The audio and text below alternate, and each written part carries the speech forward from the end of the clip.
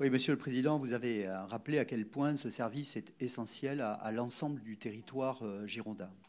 Nécessaire parce que, effectivement, 80% des interventions sont tournées vers les secours à personne, que nous sommes tous, et les uns et les autres, et les maires en particulier, mais l'ensemble des élus locaux, soumis à des demandes d'urgence pour lesquelles, bien évidemment, il est important que les capacités de réactivité, de présence du service départemental d'incendie et de secours soient effectives.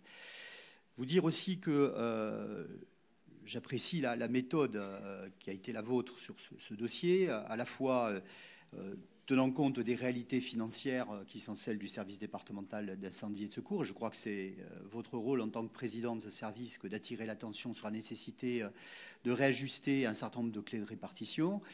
Et vous l'avez fait dans un dialogue avec l'ensemble des intercommunalités, vous l'avez dit, qui doit amener à une prise de conscience. Alors cette prise de conscience, elle est aujourd'hui matérialisée par les délibérations d'un certain nombre de collectivités importantes.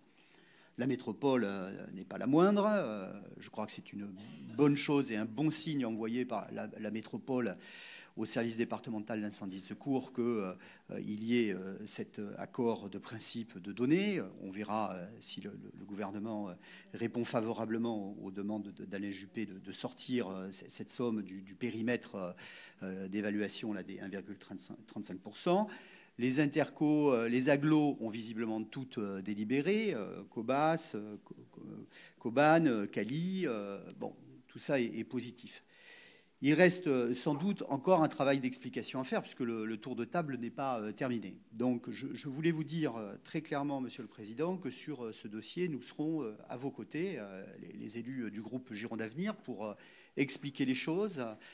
C'est vrai que dans une période qui est celle que nous connaissons de restriction des dotations qui ont fortement impacté un certain nombre de collectivités, ce n'est pas évident d'aller demander des moyens supplémentaires, mais ces moyens, pour le coup, sont totalement justifiés et doivent, de mon point de vue, faire l'objet d'une explication aussi pédagogique que possible pour faire en sorte que le tour de table soit exhaustif. Voilà.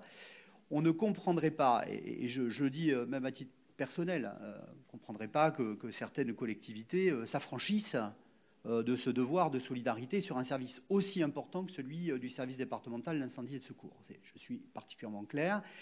C'est un service qui ne peut pas, sur lequel on ne peut pas imaginer que certains territoires soient taisants ou fuyants.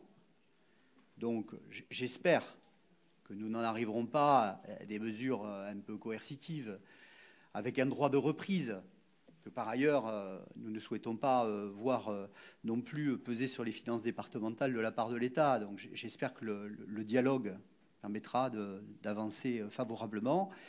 En tout cas, et très clairement, on ne peut pas imaginer que certaines collectivités s'affranchissent de ces contributions qui sont des contributions utiles, importantes et indispensables pour les territoires de Gironde et pour celles et ceux qui, demain, 80% de secours à personne, ça peut être n'importe quel d'entre nous dans cette Assemblée, auront besoin de l'intervention des services départementaux d'incendie et de secours. Voilà ce que je voulais vous dire sur ce dossier sur lequel vous pourrez compter sur le soutien actif du groupe Gironde Avenir.